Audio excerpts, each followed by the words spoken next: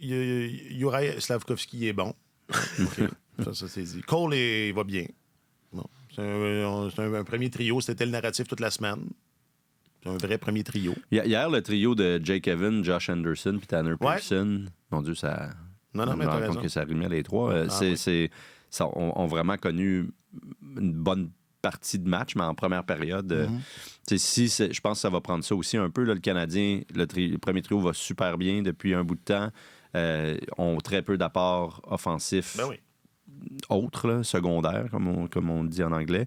Et puis Anderson, qui a complètement disparu de la carte depuis un bout de temps. Hier, pendant un moment, il était possédé. Là, on le voyait. C'était le Josh Anderson intimidant qu'on connaît, qu'on sait qu'il est capable d'être. Et puis Pearson aussi, pas mal. Evans, un certain réveil offensif. Alors, si ces gars-là peuvent apporter un peu d'eau au moulin, ça va peut-être permettre aux Canadiens de se maintenir plus ou moins dans sa non-compétitivité, mais de pas couler au classement trop non plus.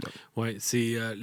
ce trio-là a eu tellement de difficultés le week-end dernier. Dans les 2 matchs du week-end du Super Bowl, ils ont été lamentables. Puis face aux Ducks d'Anaheim, j'avais trouvé particulièrement que Tanner Pearson était plus vigoureux. On le remarquait davantage. Evans aussi. Anderson était toujours un peu absent. Mais là, hier soir, les 3 membres du trio étaient vraiment beaucoup plus impliqués. Puis, tu sais, Anderson, ça devient tellement à sa façon, c'est un petit peu un mystère à la Yoel Armia en se disant, mais on est capable de voir de quoi il a l'air quand il est à son mieux. Pourquoi c'est pas plus souvent comme ça? Il y a une part d'investissement physique dans le fait que Josh Anderson à son mieux est un train que personne ne peut arrêter, mais ça a l'air de demander tellement au plan physique qu'il s'économise d'une certaine manière. Mais sauf qu'il y a se ménager puis se ménager. À un moment donné, tu aimerais ça quand même qu'il le fasse avec plus de régularité.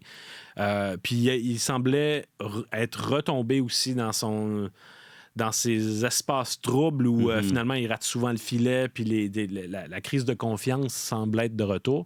Mais c'était encourageant de le voir dans cet état-là hier.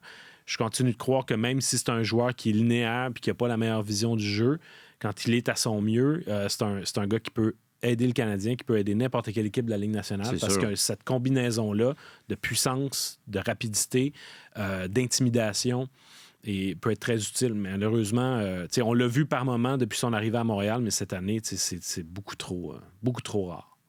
Parce qu'en plus, il y a une certaine finition. Cette année, on a parlé du fait qu'il n'était pas capable de la mettre dedans, surtout, mais ses 3 premières saisons avec le Canadien, c'est un rythme, un ratio but-match là, d'environ 25-ish. Là, je pense que c'est 23 buts. Quand tu fais ça sur 82 matchs, à peu près toutes ces saisons... C'est toujours à peu près la même affaire. Il y avait une cadence très, très régulière jusqu'à cette année. Et souvenez-vous de ce que Martin nous disait avant de nous quitter. Je fais comme si... Martin va être de retour bientôt. Martin Leclerc. Un marqueur de 20 buts, il y a beau d'en avoir 12 au début de l'année ou 2, il va finir avec 20 buts. Oui, mais là, il n'en marquera pas 20. Ah, c'est l'adage. C'est l'adage qu'il dit.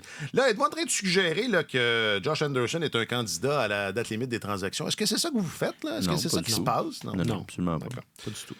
Il pourrait l'être l'année prochaine, par exemple. Je pense que c'est un gars...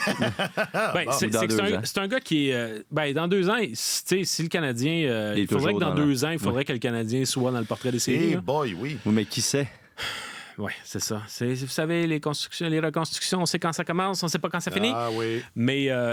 quand un Josh Anderson, le moindrement vigoureux, est un atout de taille en séries éliminatoires, c'est là qu'il donne son meilleur hockey. Puis il aurait besoin, pour sa propre carrière, mettons de côté le Canadien, ce qu'il pourrait obtenir en retour ou rien cette année. Mais bon, l'année prochaine, qui sait. Mais lui, pour sa carrière, il a besoin de se retrouver dans une équipe compétitive qui peut gagner puis qui va faire sortir en lui ce qu'il est capable de donner. Parce que... il y a vraiment une valeur. Même si c'est un gars qui, au quotidien, n'est pas tout à fait de calibre top 6, n'importe quelle équipe aimerait avoir sur son 3e trio un Josh Anderson vigoureux. C'est le vigoureux qui... C'est ça. Ah oui.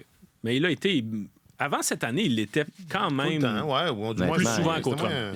Il a bien rempli sa part du contrat, je trouve, Josh Anderson, jusqu'ici. Ah oui. Et puis, il a cessé d'être constamment... hypothéqué par les blessures. T'sais. C'est un gars qui avait l'air d'avoir la gang des blessures qui le poursuivait. Puis cette année, somme toute, ça se passe assez bien de ce côté-là. Mm-hmm.